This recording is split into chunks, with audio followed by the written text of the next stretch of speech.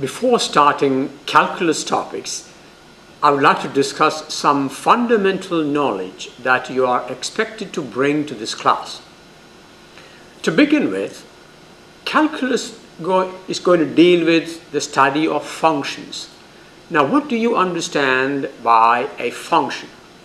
Let's take, for example, a basic function, say f of x equal to x squared.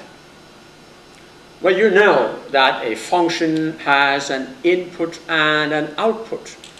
What is the meaning when I say that f of 2 equal to 4? What is the meaning of that? Well, what it means is that when the input is 2, the output is 4. Or, if you draw the graph of this function, you're familiar with the graph of f of x equal to x squared. If you draw the graph of this function, it tells you that at x equal to 2, the function value is 4, or it means 2, 4 is a point on the function graph.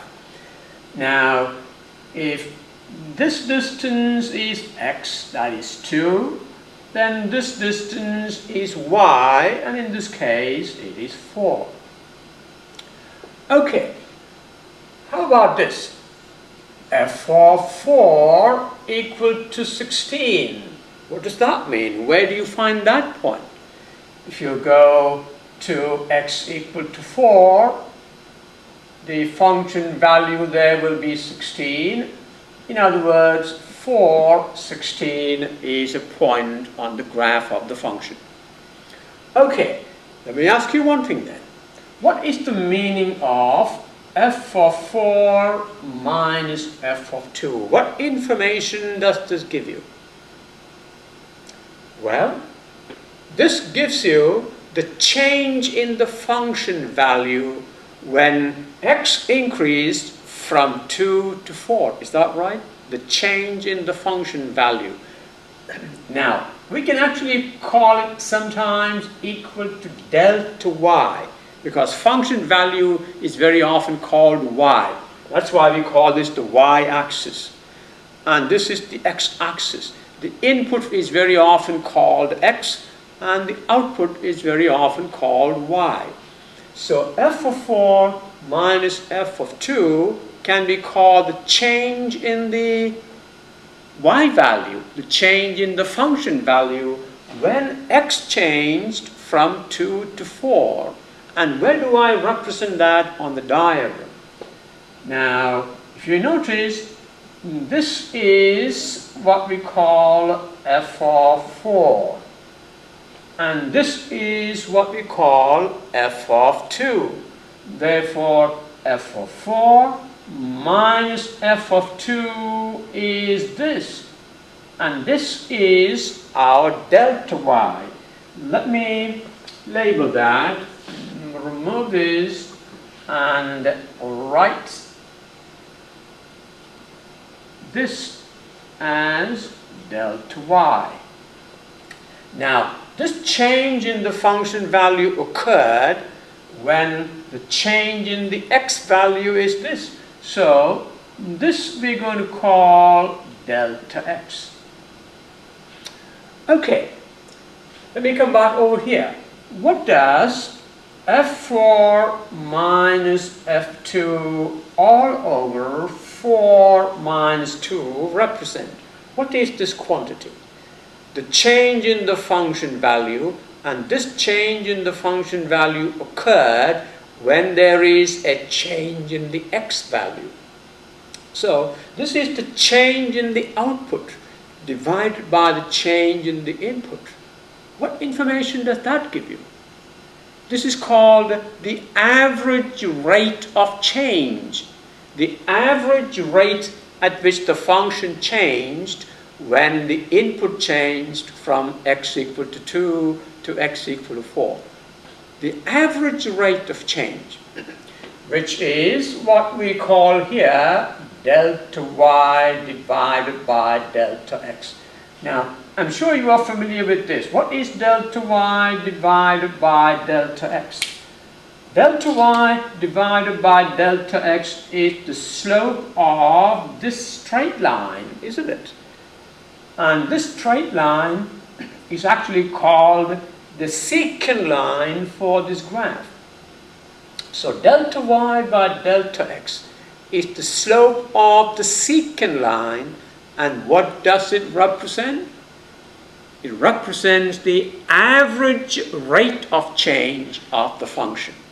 Now, this is something that we will be discussing in calculus, and you should know these concepts of function, the input, output, the change in the input causes a change in the output, and then the concept of rate of change.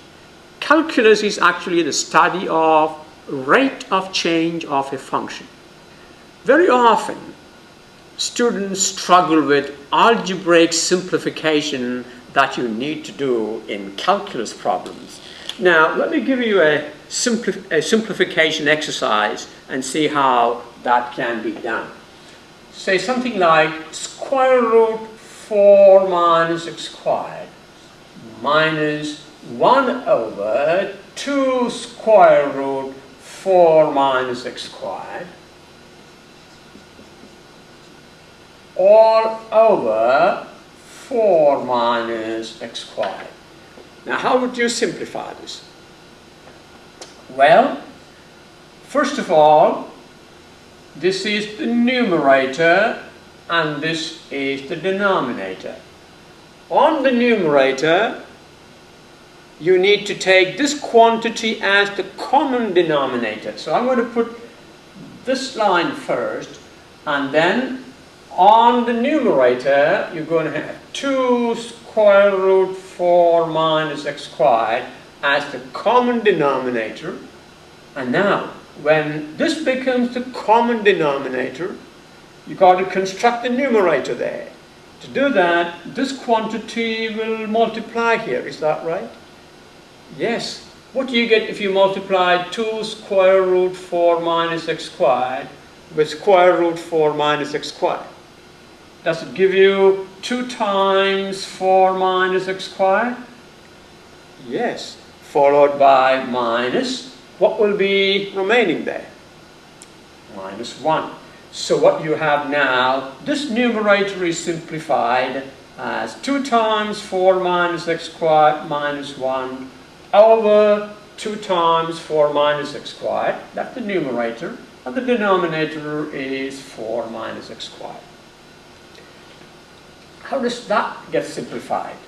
You must now understand it is this divided by this divided by this. Let me ask you, what is A over B divided by C? A over B divided by C is A over BC. So this is A over B divided by C is A over BC. That means these two are now going to combine and stay in the denominator, and that is our numerator. So simplify this. This will be 8 minus 2x squared. Is that right? So that will be 8 minus 2x squared minus 1. That is the numerator. What's the denominator? Denominator will be 2 times square root 4 minus x squared times 4 minus x squared. Tell me, what is x times square root of x? X times square root of x is x to the power of 3 over 2. Square root 4 minus x squared divided by 4 minus x squared is 4 minus x squared to the power of 3 over 2. And of course, that too. And so this is the final simplified version of this. You will see a number of these kind of expressions that you need to simplify in calculus. Alright, look at this function. F of x equal to x squared plus 2x minus 1. find f of x plus delta x minus f of x all over delta x. Now again, what does this expression deal with? What does it mean? F of x plus delta x minus f of x is a change in the value of the function when x changed by a small quantity called delta x, or this is the average rate of change of the function. Now first of all, let's find f of x plus delta x by replacing x by x plus delta x. Alright, let's do that. So what is f of x plus delta x equal to?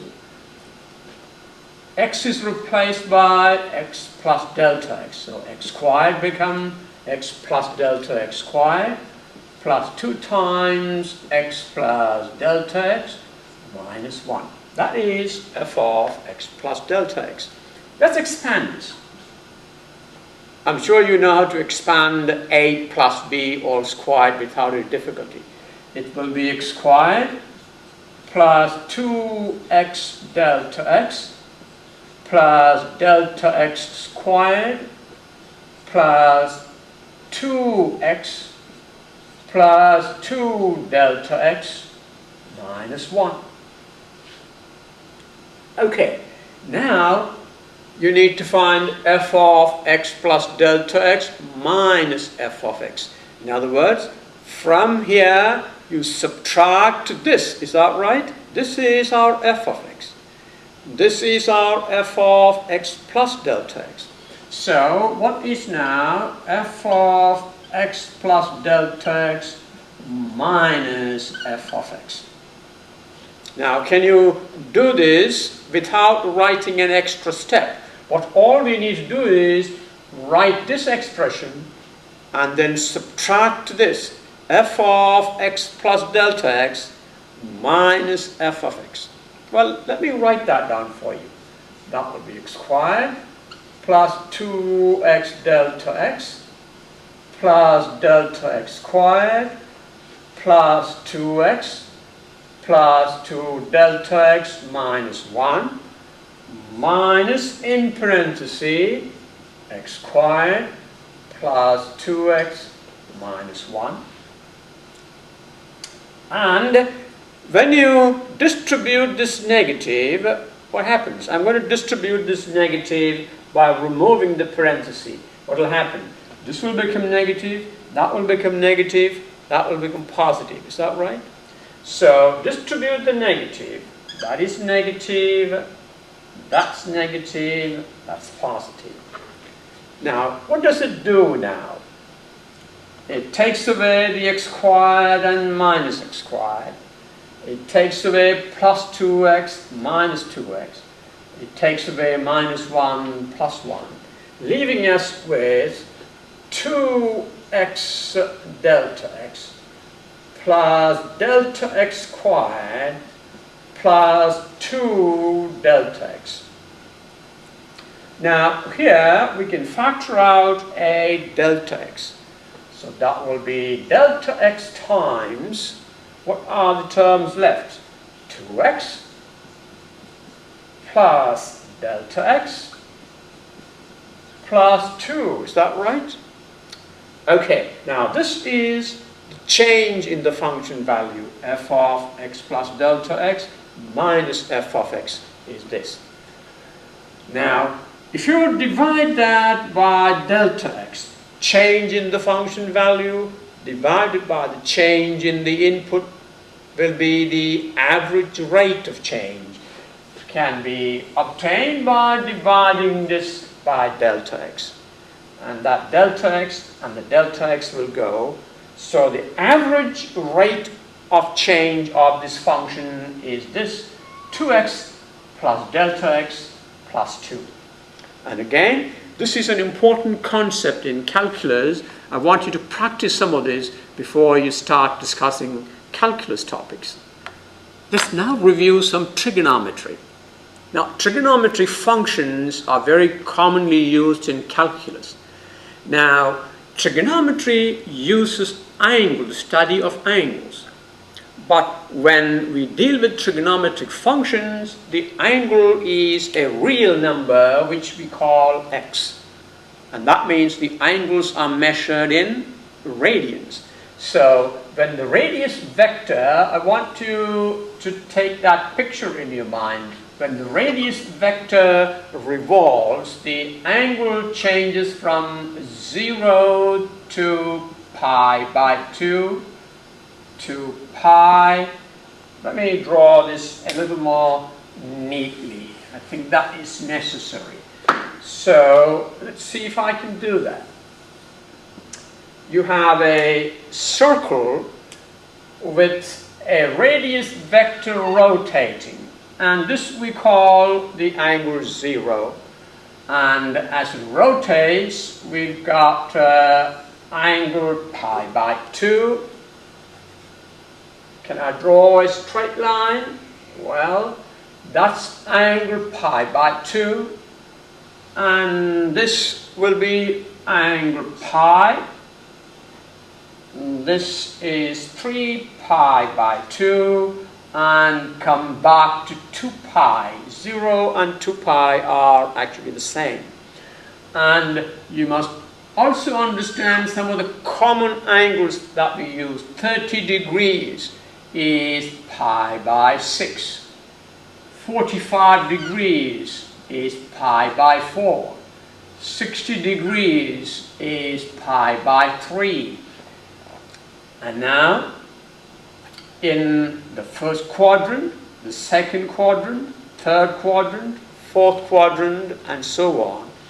And you must be familiar with the trigonometric ratios of each of these angles. Now, what are, for example, sine of pi by 6? So the trigonometric ratios are sine x, cosine of x, tangent of x. Now once you know these three, then you know the others as well. Well, let me show you a table that you can keep with you, which will be very useful because we will be using it very often as we go on. Here I have the important trigonometric ratios in the first two quadrants. Instead of x, I have used theta there, but we will be always using x as the real number. Well, sine 0 is 0, sine of pi by 6 is 1/2, sine of pi by 4 is root 2 over 2, sine of pi by 3 is root 3 over 2, sine of pi by 2 is 1. Now this is the first quadrant. Now, if you notice, if you now read from the last to the first, it becomes the cosine values. Look at this. Cosine of 0 is 1. Cosine of pi by 6 is root 3 over 2. Cosine of pi by 4 is root 2 over 2. Cosine of pi by 3 is 1/2. Cosine of pi by 2 is 0. Is that right? Once you know the sine values, then it's easy to write the cosine values. Is that right? And now tangent. Tangent is cosine, sine divided by. Is that right? Sine theta divided by cos theta is tan theta. So tangent of 0 is 1. 0 divided by 1. Tangent of pi by 6 is 1/2 divided by root 3 over 2. That is root 3 over 3. Tangent pi by 4 is 1. Tangent pi by 3 is root 3. And tangent pi by 2 is undefined. 1 divided by 0 is undefined. And when you go to the second quadrant, you notice that the values in the first quadrant and the second quadrant remain the same, but some of them become negative. That means you must be familiar with which quadrant these ratios are positive and which quadrant these ratios remain negative. And let's look at that. Sine of trigonometric ratios in the four quadrants. Well, in the first quadrant, x and y are both positive. That means all ratios are positive. In the second quadrant, x is negative, y is positive, which will give you sine is the only ratio that will be positive there. Cos and tangent will be negative. Cosine and tangent are negative in the second quadrant. Third quadrant, x is negative, y also is negative. That means tangent, which is the opposite divided by the adjacent. X and y both are negative, and negative divided by negative is positive. So tangent is positive. Sine and cosine are negative. And the fourth quadrant, x is positive, y is negative. So which of the ratios is positive here?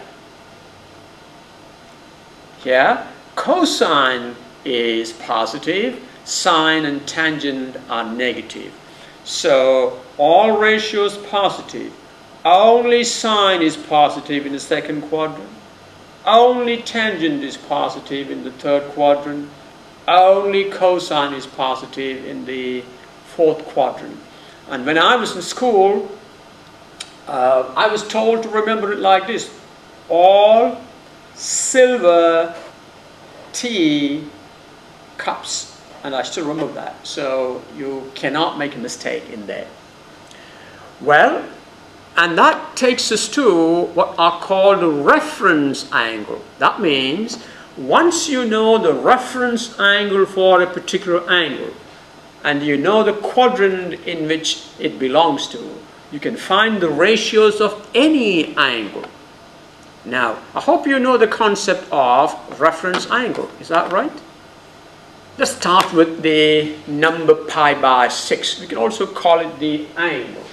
Now, if that is 0, and this is, let's say, pi by 6. Now, if you come to the second quadrant, let's divide these into quadrants. Now, here, I'm going to say that is 5 pi by 6. Pi by 6, 5 pi by 6. What is the reference angle for 5 pi by 6? Reference angle for 5 pi by 6 is this. In other words, 5 pi by 6 plus pi by 6 is pi. You see, the reference angle for 5 pi by 6, and what is this angle? If I add, this angle will be pi plus pi by 6. What is pi plus pi by 6? That will be 7 pi by 6. 7 pi by 6. So, the reference angle for 5 pi by 6, 7 pi by 6, which is the corresponding angle in the fourth quadrant? Is this one, which is 11 pi by 6. Look at that. The reference angle for 5 pi by 6, 7 pi by 6, 11 pi by 6 are all pi by 6. In other words, the ratios of pi by 6, 5 pi by 6, 7 pi by 6, 11 pi by 6 are all the same except for their signs. For example, what is sine of pi by 6? Sine of pi by 6 is 1/2. What is sine of 5 pi by 6? 5 pi by 6 is the second quadrant where sine is positive. That's also 1/2. What is sine of 7 pi by 6? In the third quadrant, sine is negative, therefore it is negative 1/2. What is sine of 11 pi by 6? Sine of 11 pi by 6 is negative 1/2. So once you know the reference angle, it's very important for you to know that. For example, Very often in calculus we have to use this. Suppose we say sine x equal to -1/2. Can you solve for x from there? Sine x equal to -1/2. You notice that sine of something equal to -1/2 occurs in the third quadrant and in the fourth quadrant. So if sine x equal to -1/2, then x can have a value 7 pi by 6. Also, it can have a value 11 pi by 6. So this kind of equation solving is important for us.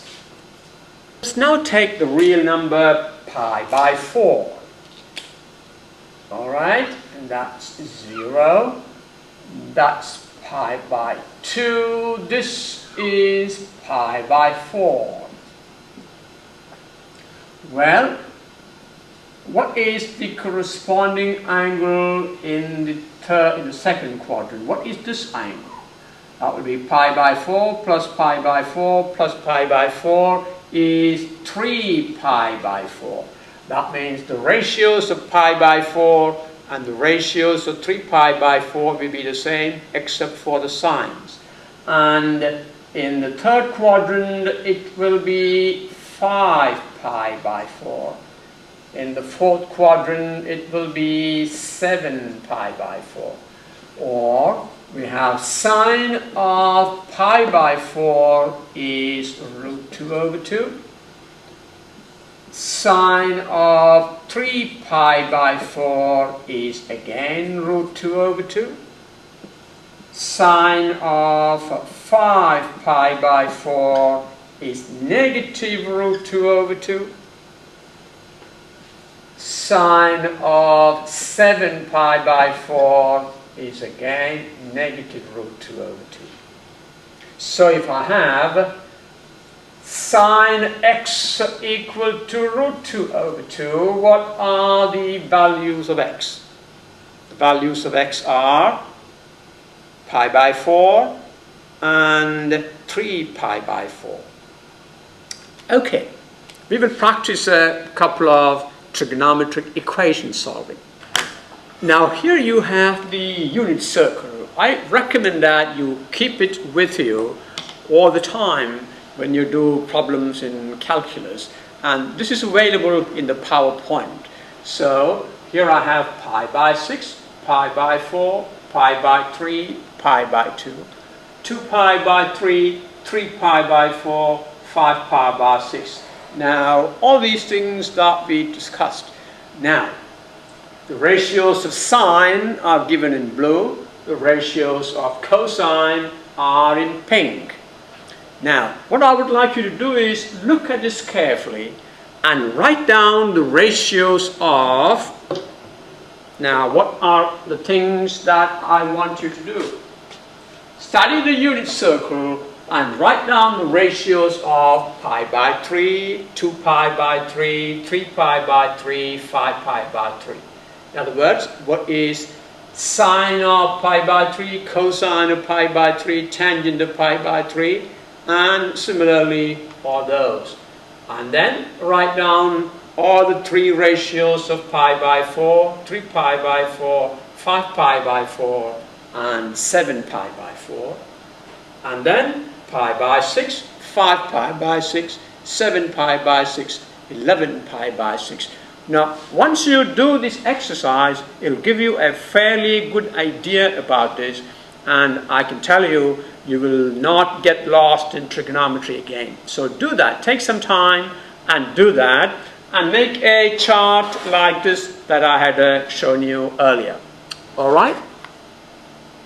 You must be familiar with trigonometric identities. What are some of the trigonometric identities that you need to know? You need to know that sine squared x plus cos squared x equal to 1. That will give you sine squared x equal to 1 minus cos squared x, and cos squared x equal to 1 minus sine squared x.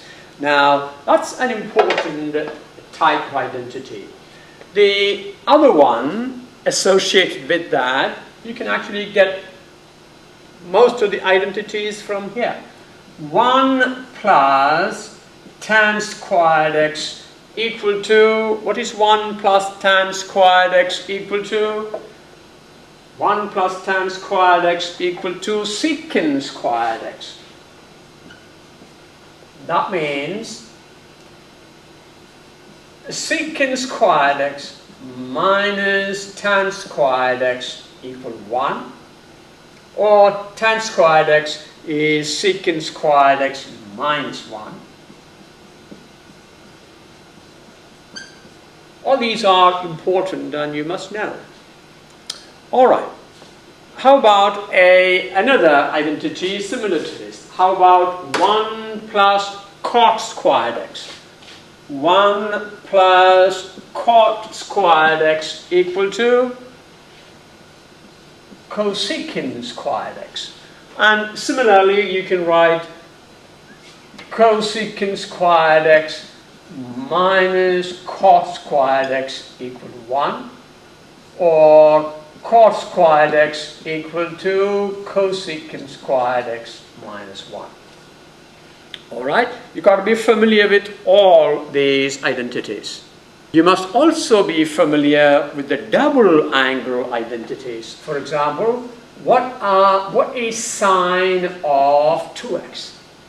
Sine of 2x is 2 sine x cos x.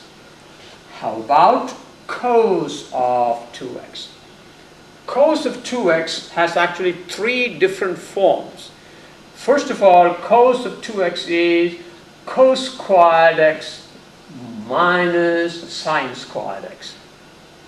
This is also the same as 2 cos squared x minus 1, or 1 minus 2 sine squared x. That means if you want to write cos x using cos 2x, how will you do that? Cos squared x equal to cos of 2x plus 1 all over 2. And cos x can be obtained by taking the square root of that.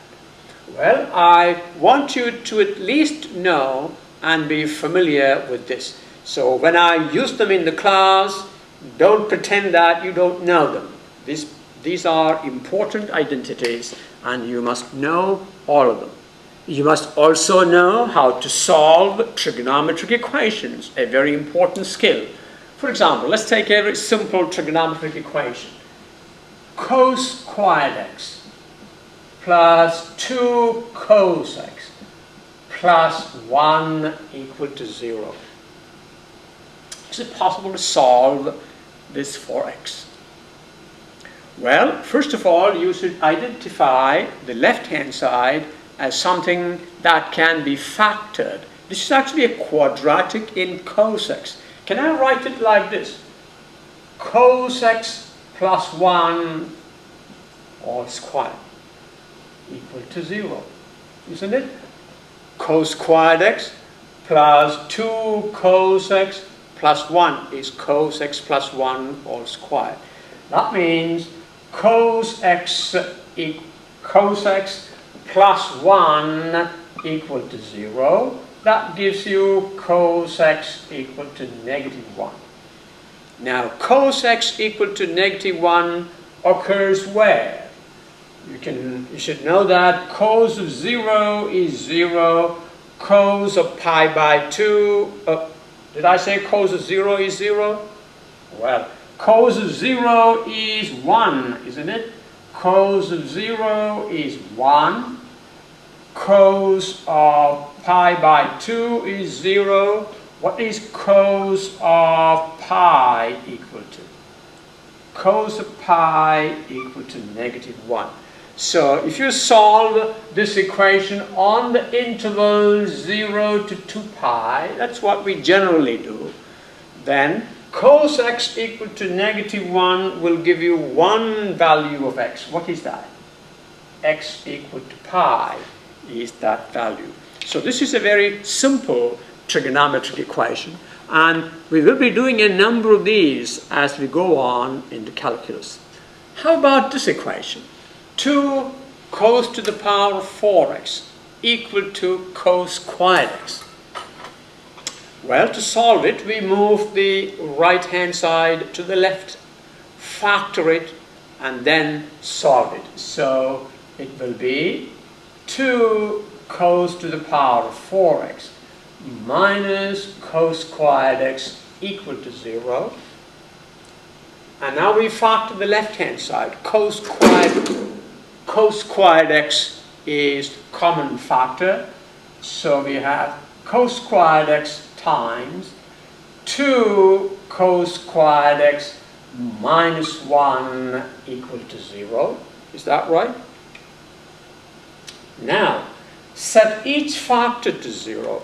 First we say cos squared x equal to 0. Now, cos squared x becomes 0 when cos x equal to 0. Alright, what are the values of x? That will give cos x equal to 0 on 0 to 2 pi. Well, you know that cos of pi by 2 equal to 0. Therefore, one value of x is pi by 2.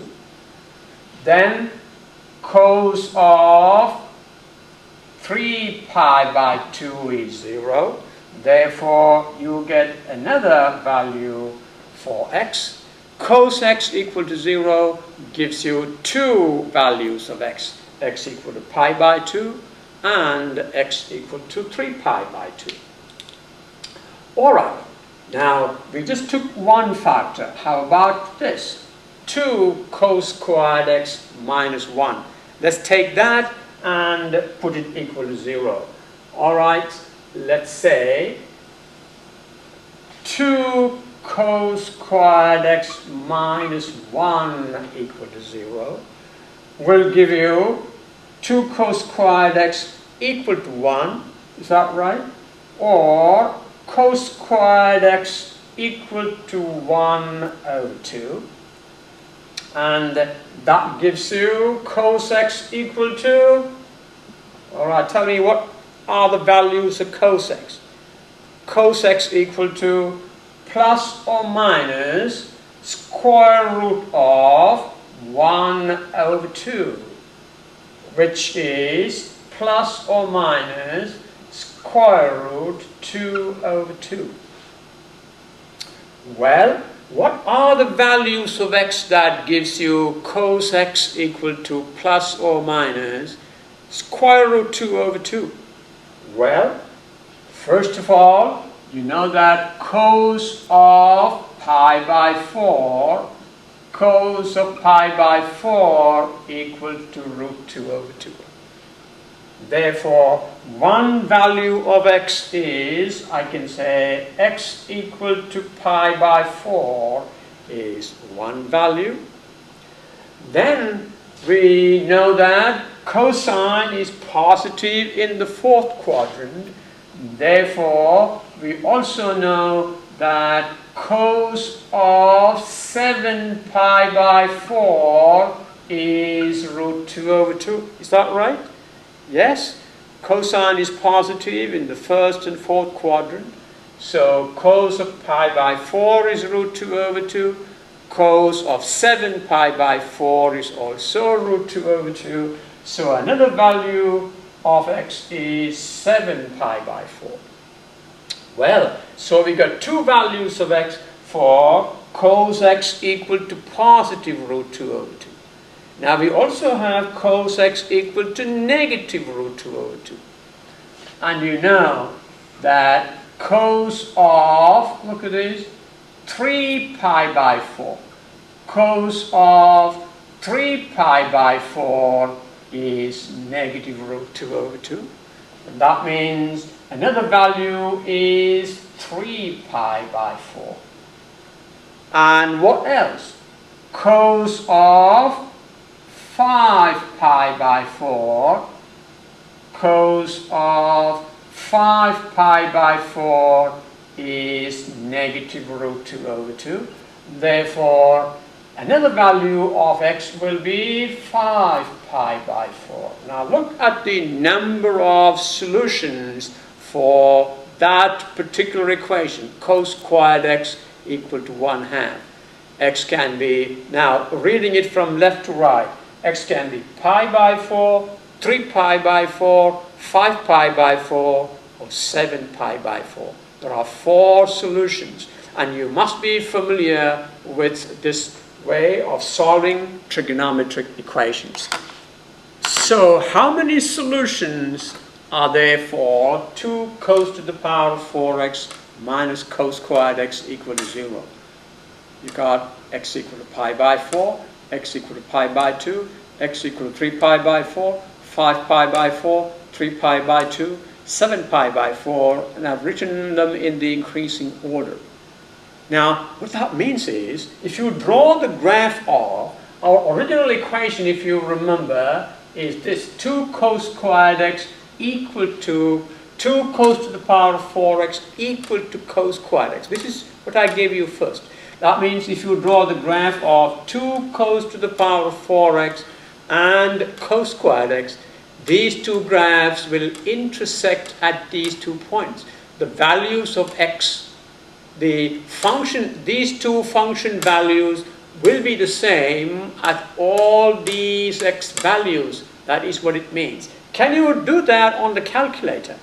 By the time I try to sketch it here, do these two graphs on your calculator. What are the two graphs? 2 cos to the power of 4x. I'll write it here. You say y1 equal to 2 cos to the power of 4x and y2 equal to cos squared x, and draw it on 0 to 2 pi, x going from 0 to 2 pi, and y going from, let's say, do it from 0 to 2. Do use this scale and see if I can sketch that. 0 to, well, y equal to 2 cos squared x, and it will probably be like this. And continue here. I'm going to use another color there. Let's see if I have another color there. So, there we go.